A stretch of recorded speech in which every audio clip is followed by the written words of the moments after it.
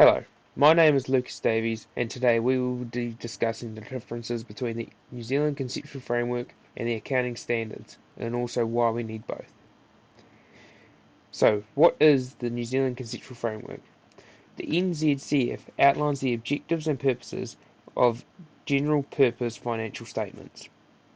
It assists the International Accounting Standards Board to develop international financial reporting standards that are based on consistent concepts. It assists preparers to develop consistent accounting policies where no standard applies to a particular transaction or other event, or when standard allows a choice of accounting policy, and it also assists all parties to understand and interpret their standards. The New Zealand Accounting Standards Framework, on the other hand, establishes which reporting standards and reporting tiers apply to which entities.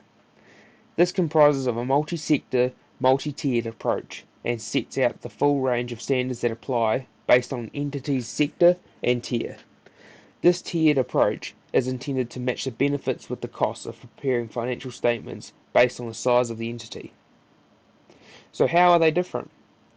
Some limitations of the conceptual framework is that the International Accounting Standards Board's conceptual framework is not a standard. Nothing in the IASB's conceptual framework overrides any standard or any requirement in a standard. An example of this is when sometimes to meet the objective of general purpose financial reporting, the IASB may sometimes specify requirements that depart from the aspects of IASB's conceptual framework. If the IASB does so, it will explain the departure and the basis for conclusions on that standard.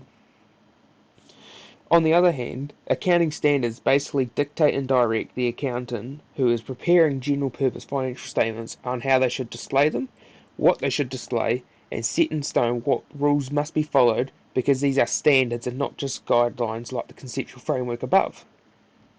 So what do they do? The IASB's conceptual framework contributes to the stated mission of the International Financial Reporting Standards Foundation and that of the IASB itself. That mission is to develop standards that bring transparency, accountability, and efficiency to financial markets around the world.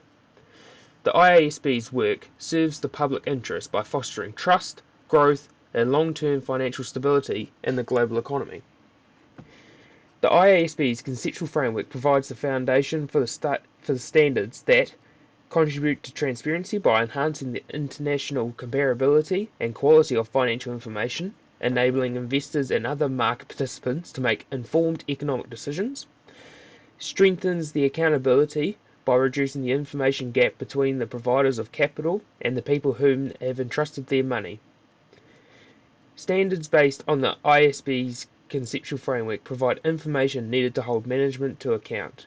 As a source of global comparability of information, those standards are also of vital importance to regulators around the world. They also contribute to the economic efficiency by helping investors to identify opportunities and risks across the world, thus improving capital allocation. For businesses, the use of a single trusted accounting language derived from the standards based on the IASB's conceptual framework lowers the cost of capital and reduces the international reporting costs. So why do we have both? The New Zealand Conceptual Framework is the crossroad between the International Financial Reporting Standards Board and New Zealand Accounting Standards. Both are important to maintain a global standard whilst also keeping all reporting entities comparable within the New Zealand economy.